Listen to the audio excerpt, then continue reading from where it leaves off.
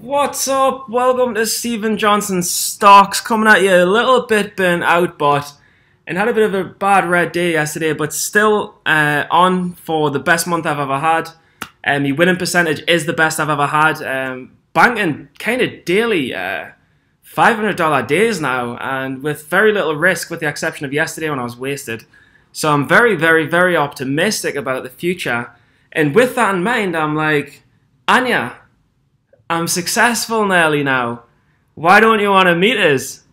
And she doesn't respond. And I'm like, Anya, I need a supermodel friend in my life. Why don't you be my friend? And she doesn't talk to us. And the only time she talks to us is when I'm like, you're not real. And every time she replies to us on Instagram, she's like, why am I not real? I'm like, Anya, you're about as real as your breasts. And unless you're fucking genetically gifted like Arnie, you're not real. So I'm still fucking in the loop of it. But anyway, let's get into Excel. Let's get into the trades.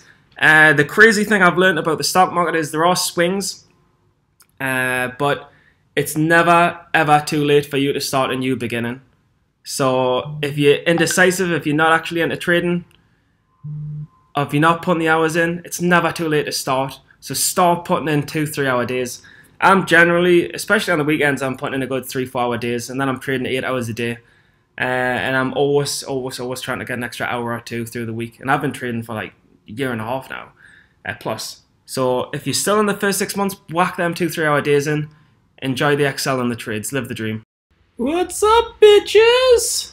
Looking at the stats, I mean, in general, as an overview, I used to lose all the time every single month. And then if you look at these months, now I'm kind of green all of the time. The difference is that I've took a couple of bad losses where I've just lost discipline. So in February, had a crazy $5 grand loss by going in way too big in size and not cutting it. But apart from that, it's been pretty much all green days. March particularly has been very good. All green days, all green weeks, 7 green weeks in a row. And then last night, I mean, I've been on fire, like banking $500 a day. And then I thought, let's just celebrate. I was working full-time and then trading full-time, YouTube, podcast. It's no excuse, but I've been extraordinarily tired and burnt out. And I just thought, it was Friday, I was like, fuck it, I'm just going to get really drunk. And I got really drunk and broke all my rules, broke all my plans, didn't stick to the patterns, didn't stick to the Excel, and traded randomly and stupidly and cocky and took a $1,500 loss that kills what was a $2,200 week. Now, I've been so mad at myself, and all I can do is say, right, that's it, I'm not drinking for like 2 weeks, I'm not drinking for 10 days. So I'm going to close out this week green, and I'm going to make sure next week's green as well, to make sure I'm consistently putting in green months again, and then maybe I'll start again. But I'm not drinking now because I do stupid stuff, and I'm working too much, and it's burning us out, and I'm turning to alcohol through stress. It's not good. I really need to take it easy and drop more hours at work, I think, when I'm going to speak about it. But still, this loss was stupid and it was $5 grand. This loss was stupid and it was $1,500. So the next stupid loss, as long as it's under $1 grand, it's fine. And the difference is, here, I was risking $1,000 a trade, and when it went wrong, I lost $5,000. Here, I'm risking $200 a trade, so when it goes stupidly wrong, I lose $1 grand or $1,500. That's recoverable because I'm still green on the week by 700 and green on the month 1800. That's fine. It's not fine, but I can handle it. I'm not gonna jump off the balcony. So things in general are good. I'm on really for my best month ever, despite the maniac behavior on Friday. And did I reiterate that enough? I'm not drinking while I'm trading. I need to reiterate that for this week and next week, and certainly not at the opens. Maybe in the afternoon, right? You've locked in $500, you're just watching, you're not trading, drink. But I'm not drinking at the open. Never again. And by the way, I'm not an alcoholic. It's like 9 PM when the market opens here. But make $600. I'm still on for my best month ever. Trading less and more accurately, 77%. I'm on for my best month ever. I just need to stamp out the stupid, idiotic habits of alcohol. And to be honest, I didn't cut my loss because I was wasted drunk. That's the only reason why I didn't cut it. Otherwise, I would have cut it. And I wouldn't have been in the trades if I wasn't wasted drunk. So basically, just don't drink alcohol and you'll be a profitable trader. HRTX, biotech, gap and crop, favorite pattern, favorite sector. It's where I've had all my success. It's where I track all my stats and data in. All that tracking really paid off in this one trade. And it was a bit of a higher price stock, so I could buy a few more shares, and it was very liquid and did really well. I think it's my best trade ever. I mean, I've made like 1,000 in a day before, but that was kind of, I was down 700 on the day, then I made 300 overall, and I was at 1,000 on the day. But this is actually my most profitable best trade ever. And again, I'm gutted I'm only up 700 on the week, and I'm not up 2 grand on the week, but gotta look at the positives as well. And basically with this one, it's just a gap and crap, and this is the day that I shorted it on, and it was on some random news. I generally don't often look at the news anymore. Even contract winners, I don't look. I'll keep it into account, but I'll short them if the chart's bad, if the price action's bearish. Like I don't really take the news into account that much. I'm very much trading charts. But this is a multi-year high, which would make you think that this is a gap and go. But when it's already up from the 22s to the 30s, it's up like 40%-ish, which is quite a lot. And what really did it for me was just going back 2 years. It's really interesting to see that it's done this before. Like it gapped up big here and cropped all the way back down. It gapped up quite big here and cropped all the way back down. So the last 3 times over the last 2 years, it's gapped up. It's always gave back its gains, which means like anyone who's long term in this company, like they're kind of getting out at the right opportunities. They don't seem to have much faith in it. That's how I kind of take it. So then if we go on 2 months, I mean, if we go on 1 year, you've still got to think like the company is at multi-year highs, but every time it has major gap ups, it fails. A 40% gap up for a biotech is quite big, and biotechs generally don't hold the highs.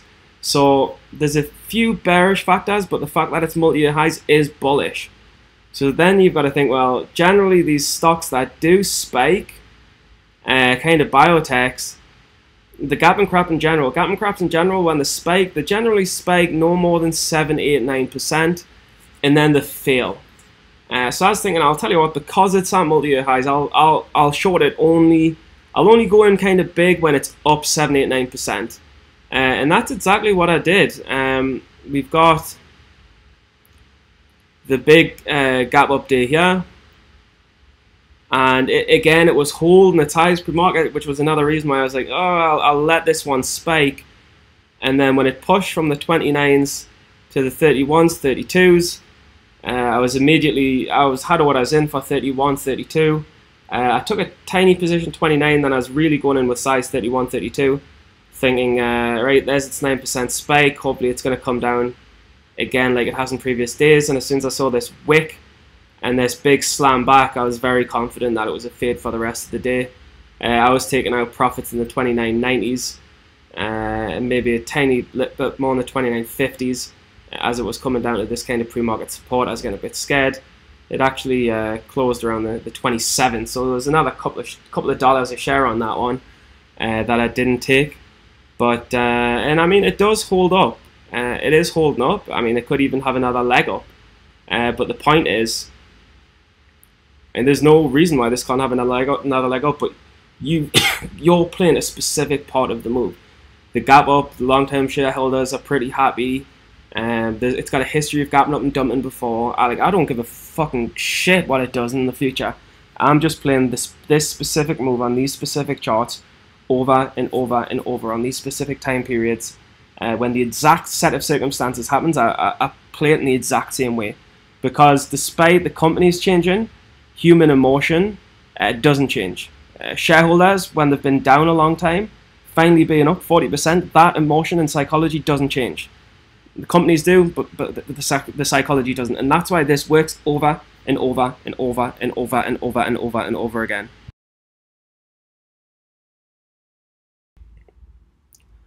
As many of you will know, you only need to go back to 1 year to see all of the reverse splits and all of the dilution that Tops is a super, super, super sketchy company, and they dilute the float over and over and over, and then do reverse splits over and over and over, and really kind of dump on the shareholder. So anyone who buys this is a real sucker. And whenever it does kind of gap up on any kind of news, sometimes it spikes and fails, other times it just fails. And when it gapped up here, just ignore that day, that's an error. When it gaps up here, this was the day I was short on it. And I'm really mad because I was up a couple of grand on the week. And I was just thinking I just won a green day, that's it. I'm not going to push my luck because I'll be pissed off all weekend about it. And I have been pissed off all weekend with this mistake. But basically, when we see the downtrending chart, I was thinking, I don't know if this has got the volume to come back up. So I was getting in short fairly early. It dropped and then bounced. Now I took this bounce as a short entry. And I was in 26.25. I'll just mark it out on the chart for you guys. And I was like, great. This is going to fall all day because it just has these big red days as the float continues to be like diluted and longs are underwater. And I did pretty well. I was short into here. I was never really down on it. When it dipped, I covered the majority of my position into the 23s, taking about like 10%. Re-shorted back when I got up to the 25s. And I was up about 400-500 around here. Now, I took some profits off, but when I put a stop in basically for around, it was about the 1040s, so around 23 I got stopped out. I said if it breaks this level, because it's like dipped and then it's come back, I was like, if it breaks this level, I'm out, because it's kind of consolidated a while there. One sec, if I just mark that out. As we can see, it kind of top bounced, and then it's kind of U-shaped round, and I thought, right, if it breaks that, I'm out. Sorry, I've had the flu for ages. And I stopped out and took $280. But then I started thinking, look at this kind of volume. This is slightly unprecedented volume. I wonder if this could squeeze, because it's Friday and the shippers have squeezed. Went long, too many shares. I was up for a while. But when it didn't squeeze here, and it started dipping, I should have cut it for break even. Or I shouldn't have gone long at all, because it's such a terrible stock to buy. And then I just stubbornly held down to the bottom and just cut it afterwards. And it was a really stupid trade, stupid discipline. I don't know, like, I'm very good at sticking to my rules. I just got a bit cocky, got a bit ahead of myself, got a bit burnt out because I've been working like 40 hours at work and then trading literally 30 hours trading, and then YouTube and the podcast. It's just absolutely mental. And I just thought, fuck it, it was a Friday and I was drinking and I thought, fuck it. But lesson, again, start from scratch next week. This week I was like, I'm up $2 I've got a buffer, let's take a chance. It was stupid. Next week I've got no buffer because I'm not letting myself have a red week. So in a way, it was very stupid, but I knew in the back of my head, look, if I lose $1, I'm still up $1 on the week, which is mental. So very stupid trade, very good lesson, very good reminder. But I'm very good with 3 specific patterns: short and overextended gap ups, short and gap and craps, and short and gap down days. And this was not one of the 3 patterns, and I've been making $500 a day on these $500 a day every day on these 3 patterns. Then the one time I don't do me pattern, lose $1. So there you go, that's the lesson. And yeah, I'm pure tired. I've actually got advertising way to do. I need to do less hours there. Pure tired, but I'm just interested to say, after all this journey, after all the ups and downs, after everything that you've seen, let's do a little poll. Do you think I can be overall profitable by the end of this year? I'm about $3 down. Do you think I can be overall profitable by the end of this year? Just comment yes if you think yes, comment no if you think no. And comment, I don't fucking know if you don't fucking know.